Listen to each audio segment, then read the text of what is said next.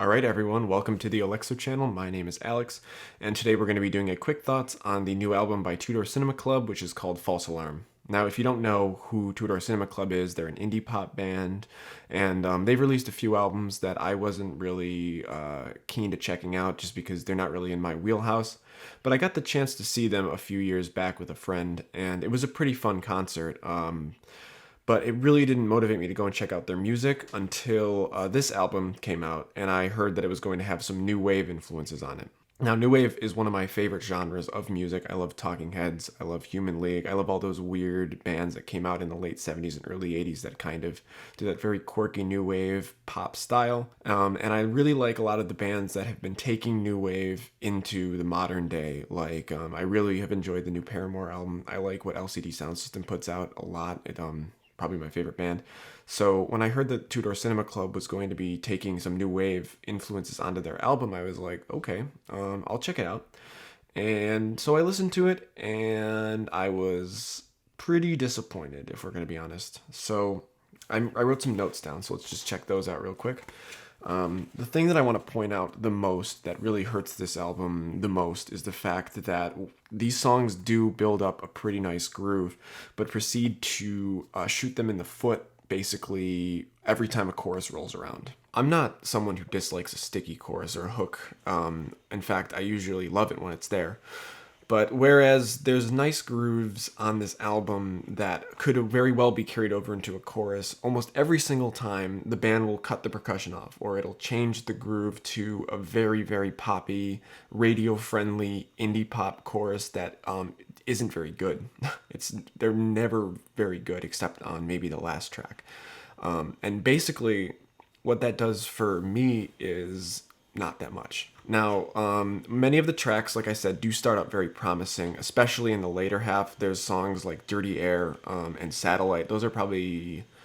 Satellite, at least, is probably my favorite song on the record, just because even though the chorus does kind of ruin it in the end, I really like those 80s worshiping verses and like the lower register that he goes into to kind of like, I don't know, do that new wave Talking Heads LCD Sound System style that I end up enjoying quite a bit. And then Dirty Air, which I mentioned earlier, it almost pulls off being the best song on the album, but it has a chorus that is maybe the worst on the entire album. It's just straight up obnoxious, especially the pre-chorus that leads up to the actual chorus. It's just straight up obnoxious and completely derails the song. And that's another problem with the album is the structures as well.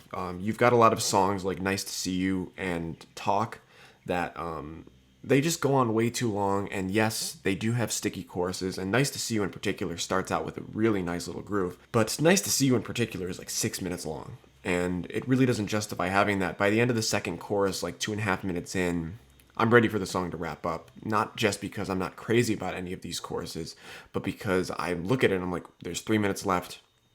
This chorus really doesn't have anything going on that is going to justify it going over that time, so what's going on? And on that song, Nice to See You, there's actually an Open Mike Eagle feature where Open Mike Eagle is just completely phoning it in. I've listened to a couple of his records before.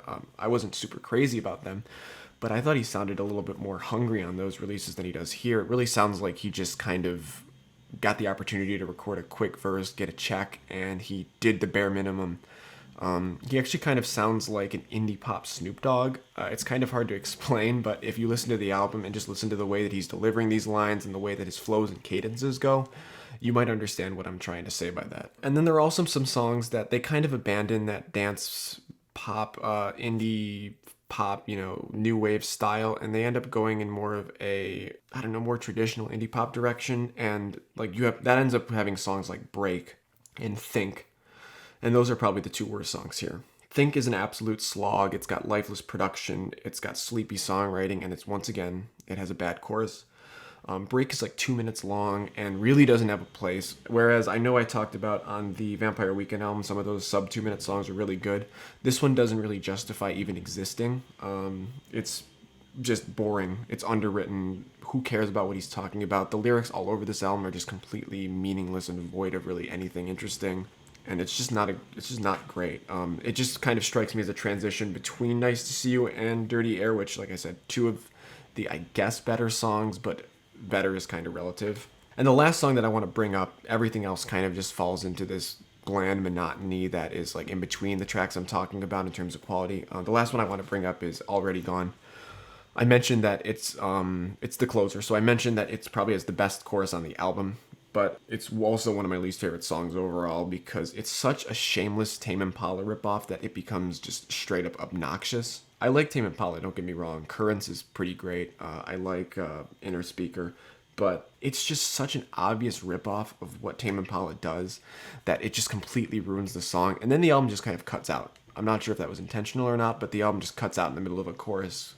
If it was intentional, that's kind of cool, but I have a feeling that it wasn't. Yeah, I was pretty disappointed with this Two Door Cinema Club album. I didn't hate it, and like I said, most of the songs at least build up a pretty fun groove before the choruses come in and kind of ruin it. And basically, what I wrote here at least is that the production is way too clean and generic and boring to really fit that 80s aesthetic. The lyrical the lyrical content is banal.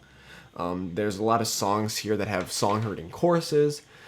And overall, while I didn't hate this album at all, I didn't really enjoy it all too much. I found it pretty middle of the road, and I don't really see myself going back to it ever again after the last time I listened to it for this review.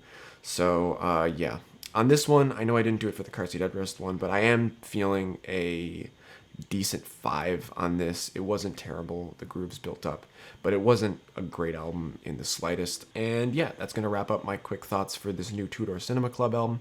If you want to listen to an actually good album in this style, check out the new, or not new, it's a couple years old now, but check out the newest Paramore album. I'll link that in the description. Like, comment, subscribe, share, do all the things that you do on YouTube. Bandana review, Freddie Gibbs and Madlib on Tuesday. Tom York quick thoughts on Friday, next Friday. And that's going to be it for today. So have a great day, everyone. Thanks.